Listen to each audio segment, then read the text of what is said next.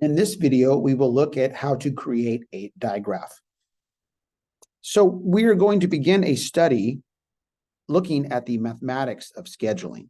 Now, scheduling, of course, is something you do on the job, or if you have a bunch of tasks that you need to do in a particular order, you might schedule those so that you can get it done in a timely manner, in an organized manner. So to help us visualize this, this ordering of tasks, which is called scheduling, we're going to create something called a digraph. Now, digraph is another way of saying a directed graph. And so here is our definition down below. A digraph is a graphical representation of a set of tasks in which tasks are represented with dots. Now, we've seen that before. And if we have a dot, often called a vertex, we're going to represent that as a task. We might call that task number 1, right? And that has to be done. We might have another task over here called task number 2. We might have another one, task number 3. And then we're going to use arrows between the vertices to show the ordering. So if I have to do task 1 before task 2 and 3, I might say something like, well, task 1 leads to task 2. Notice the arrow, the direction. And then task 1 leads to task 3 as well. And this would basically be saying, I have to complete task 1 prior to doing tasks 2 and 3. Okay, so let's take a look at some specific examples of this. Let's scroll down to our first one. So imagine that you wrecked a car. Oh, this is bad, right? You wrecked a car. And so you need to go to your insurance company and they agree to pay for the damage. Yay. So you chose a repair shop, right? You chose one of those that says the repairs can be broken down into 4 main tasks. And so you're looking at these tasks and you're thinking, well, what order can I have this done? Maybe I use the same repair shop. Maybe I use a different repair shop. And so the 4 things are exterior body work, 4 hours, engine repair, 5 hours, painting, 7 hours, and transmission repair, 3 hours. Now, what needs to be done first? Well, it seems that some of these are kind of unrelated, but 2 of these tasks are highly related. The painting, it does not make sense to repaint your car until you have fixed the exterior bodywork. In other words, if you have a bunch of dents, you don't want to paint over the dent. You want to fix the dent first. So it seems that this task A should lead down to this task C, but the other 2 tasks, engine repair and transmission repair, could be done at any time. So when I think of this, there's really 3 things I could start on.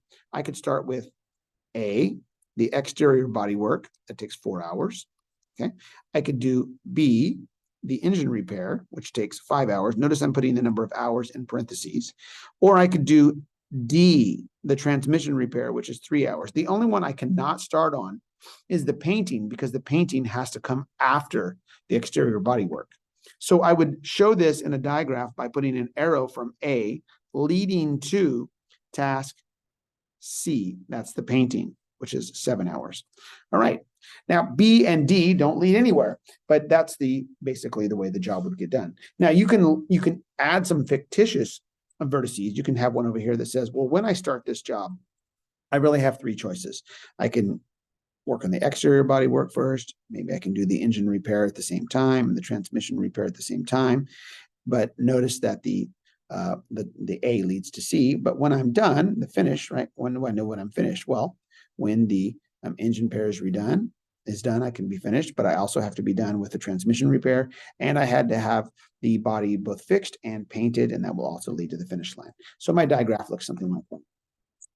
Okay, let's take a look at a secondary example. Then I'm going to have you work on a similar one. This one is a project given in the form of a table. In this table, we have tasks listed at the side as A through H, and their processing time. These processing time are actually hours. They could be minutes. They could be a variety of things.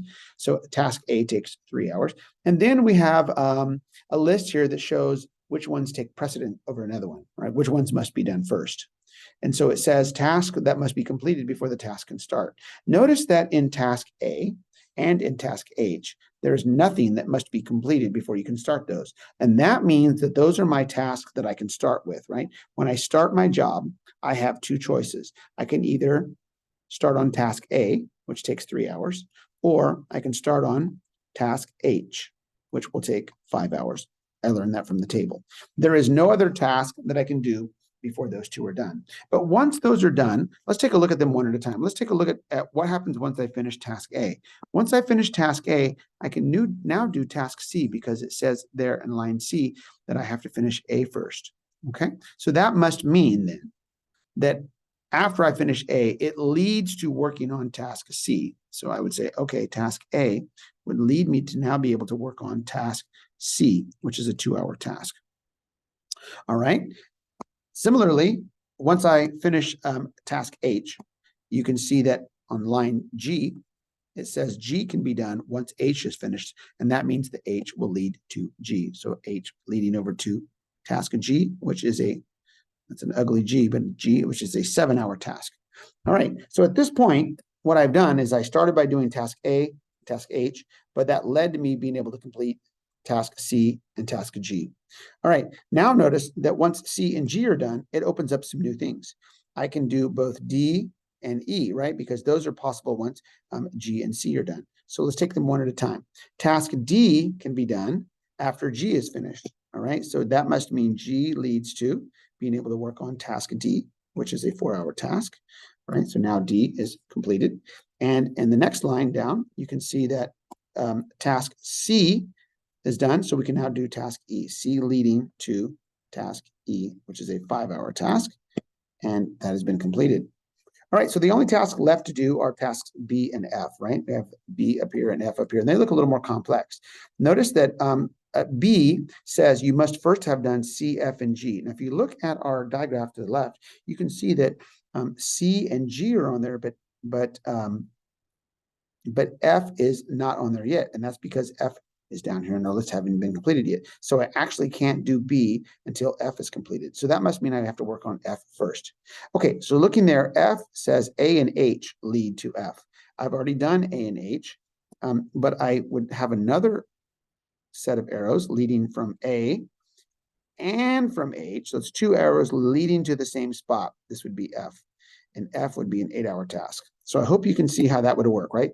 A and H, once those are done, leads to doing task F. So F has 2 arrows pointing towards it. Now I have F in the picture, and now I'm able to go back up here and see where to put B on this digraph. B says that C, F, and G must come first. Now C, F, and G are all in there. So that would mean I would make one last task here, and I would have C point to it, right? I would have F point to it, and I would have G point to it. All 3 of those must be done before I can tackle this task. It's called task B, and is a 10-hour task. All right, now everything on the table has been completed.